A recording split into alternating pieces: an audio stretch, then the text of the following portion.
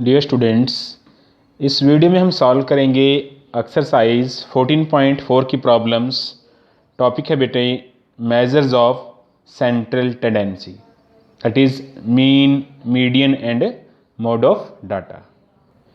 और इसके साथ ही हम सॉल्व करेंगे एक्सरसाइज 14.3 की रिमेनिंग प्रॉब्लम्स। तो आइए एक्सरसाइज 14.4 की प्रॉब्लम है वो डिस्कस करने से पहले जो दो प्रॉब्लम रह गई थी एक्सरसाइज 14.3 की, उनका सॉल्व करते हैं।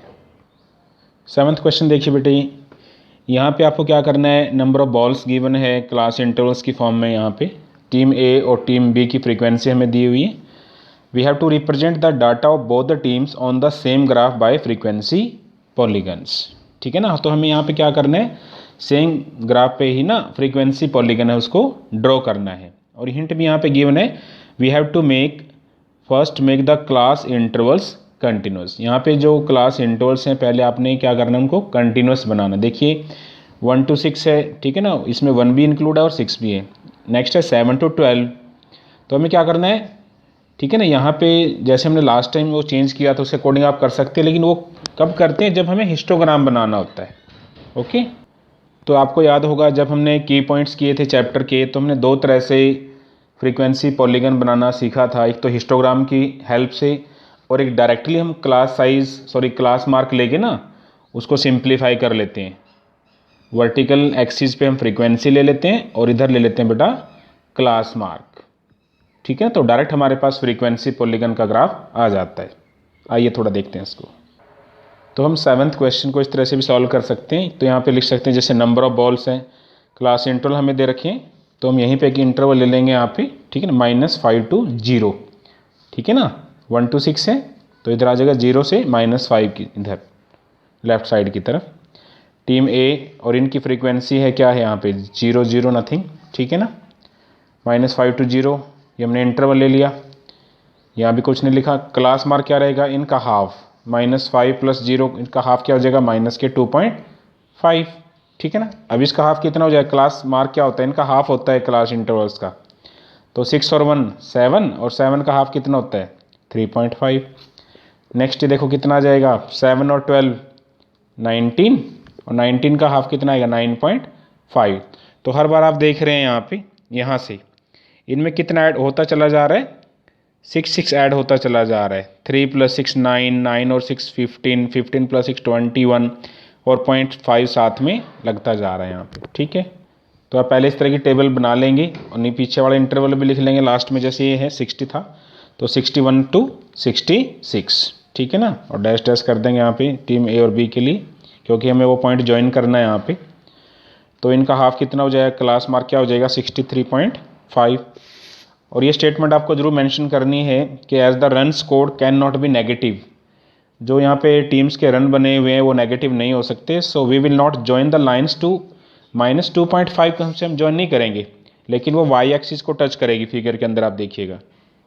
तो बेटे ये फ्रीक्वेंसी पॉलीगन्स है हमारे पास, ग्राफ है, सेम ग्राफ पे हम दो पॉलीगन्स बना रहे हैं यहाँ पे। जैसे हमने 6th में इसको ड्रॉ किया था बिल्कुल ऐसे ही 7th क्वेश्चन है, कोई चेंज नहीं है। ठीक है ना, जैसे अगर आप यहाँ पर पॉइंट देखिएगा, टीम ए की परफॉर्मेंस देखिएगा, ठीक है ना, पहले पॉइंट को आप रहने देंगे। सेकंड देखिएगा, क्लास मार्क है 3.5 और टीम ए का पॉइंट लेंगे आप 2। तो पहला पॉइंट क्या आएगा 3.52, दूसरा 9.51। इस तरह से इनको प्लॉट करेंगे आप, देखिएगा। जैसे यहाँ पे देखिए फर्स्ट पॉइंट क्या है 3.5 और ये आ गया 2। ठीक है ना, ये पॉइंट आ जाएगा। आप ग्राफ पे इस तरह से प्लॉट कर सकते हैं। जैसे दूसरा है 9.5 और ये आ गया बेटा 1। इस तरह से आपके पास सारे पॉइंट्स आते चले जाएंगे। ठीक है ना। टीम ए के लिए हमने एक तरह से ये बोल्ड लाइन ली है, सॉलिड लाइन नज़र आ रही है आपको, और लास्ट में 63.5 से आप क्या कर देंगे, मिला देंगे इसको।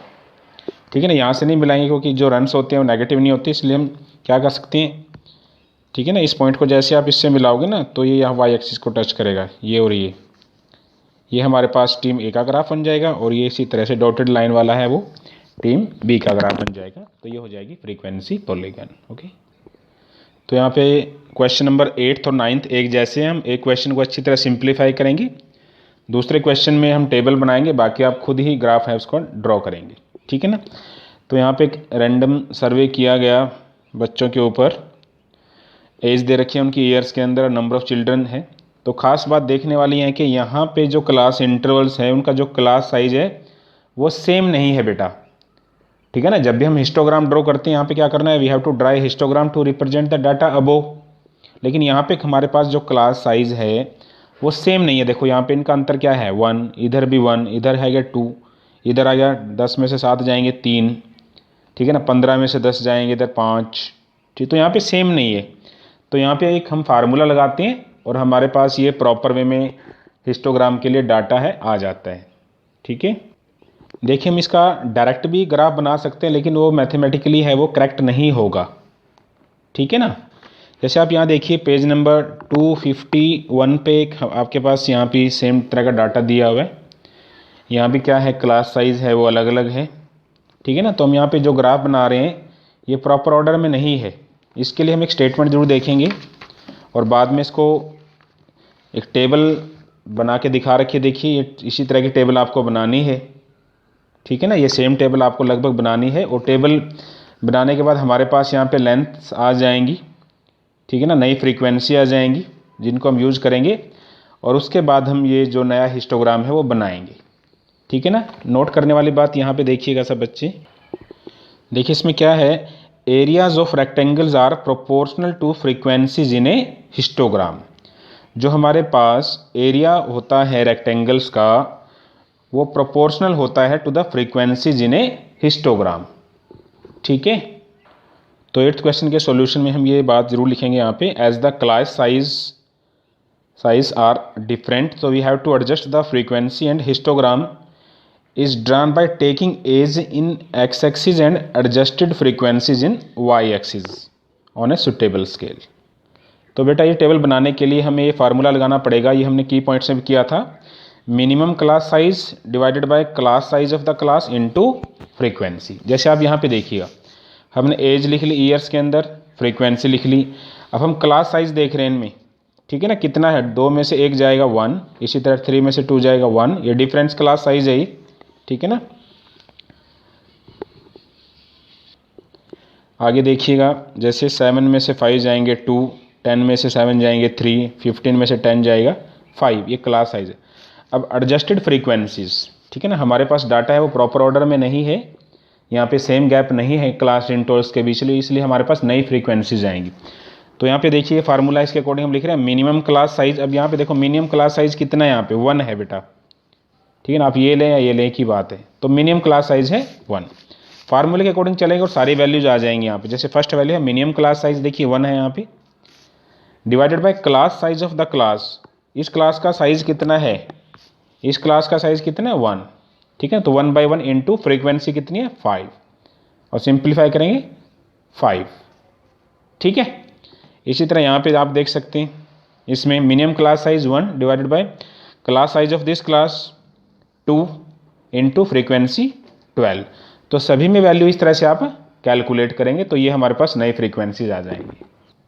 और इसके बाद अब जैसे हम हिस्टोग्राम है ड्रॉ करते हैं तो इधर ले लेते हैं class intervals, age in years, और इधर लेते हैं बेटा फ्रीक्वेंसी, ठीक है ना, नंबर ऑफ चिल्ड्रंस। तो यहाँ पे जो एरिया है रेक्टेंगल्स का लेंथ और ब्रेड्थ के हिसाब से वो प्रोपोर्शन में आ जाएगा फ्रीक्वेंसीज के, ठीक है ना, तभी ये डाटा एक्यूरेट बनेगा मैथमेटिकली। ओके, तो बिल्कुल जैसे आप नॉर्मल हिस्टोग्राम बनाते हैं बिल्कुल वैसे ही है।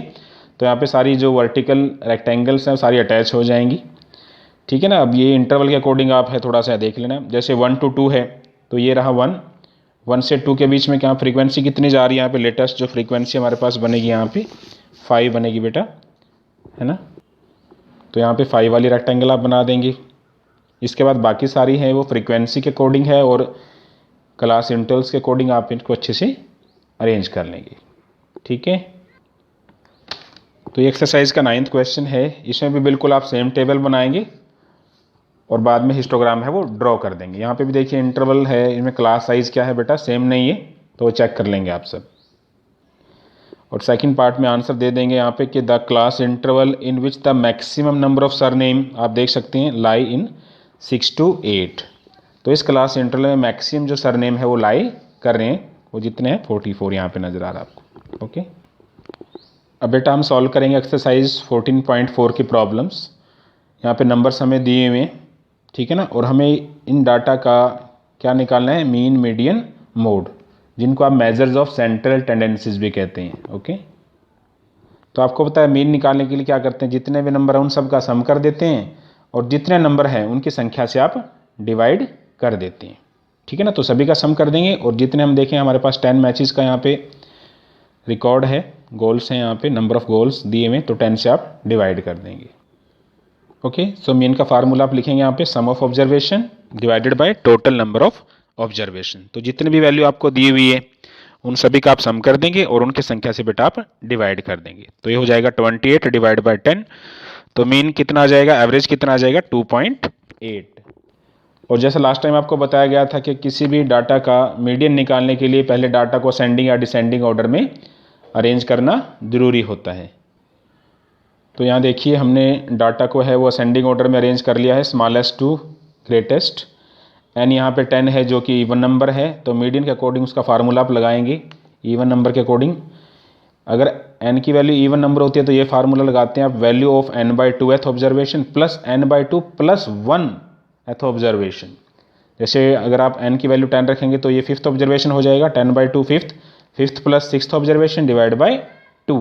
तो यहाँ पे देखो 5th ऑब्जर्वेशन कौन सा है, 1 2 3 4 5, और ये 5th है तो ये 6th हो जाएगा। दोनों का सम करेंगे और उसका हाफ ले लेंगे आप, ठीक है ना। तो कितना आ जाएगा, 3 + 3 6, 6 को 2 से डिवाइड करेंगे 3।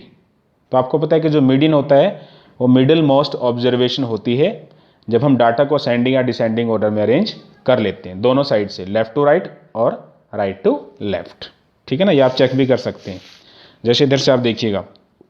ओके, 1 2 3 4 5 6, इनका एवरेज हम यहाँ पे ले रहे हैं क्योंकि हमारे पास क्या है, टोटल टर्म्स है 10 है, तो 4 इधर छोड़ देंगे, 4 इधर टर्म छोड़ देंगे, हमारे पास जो वैल्यूज आ जाएंगी वो क्या आ जाएगी, 3, ठीक है, यस, क्योंकि हम इसका एवरेज ले रहे हैं। ओके, अब हमें इसका मोड निकालना है और आपको पता है कि मोड वो ऑब्जर्वेशन होता है जो डाटा में सबसे ज़्यादा टाइम है रिपीट होता है।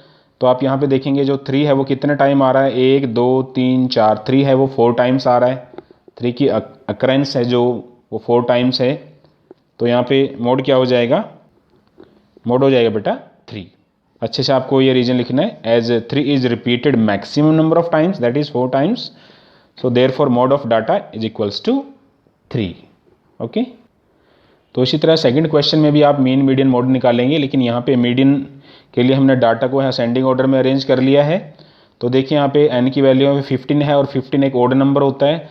तो मीडियन निकालने के लिए जब हम देखते हैं कि हमारे पास n की वैल्यू ओड होती है तो ये फार्मूला आप लगाते हैं, n + 1/2th ऑब्जर्वेशन। n है बेटा 15, 15 + 1 16, 16 का आधा कितना होगा, 8, 8th observation will be median of given data, ठीक है ना। तो 8th ऑब्जर्वेशन हमारी वैल्यू आ गई, तो आप लेफ्ट टू राइट या राइट टू लेफ्ट है चेक कर सकते हैं। जैसे 8th ऑब्जर्वेशन है यहाँ पे देखिए 1 2 3 4 5 6 7 8, 52 हो गया ना बेटा यहाँ पे मीडियन। इसी तरह यहाँ से भी 1 2 3 4 5 6 7 8, तो 52 हमारा क्या आ जाएगा, मीडियन ऑफ डाटा। तो बेटा इस वीडियो में बस इतना ही, थैंक यू सो मच।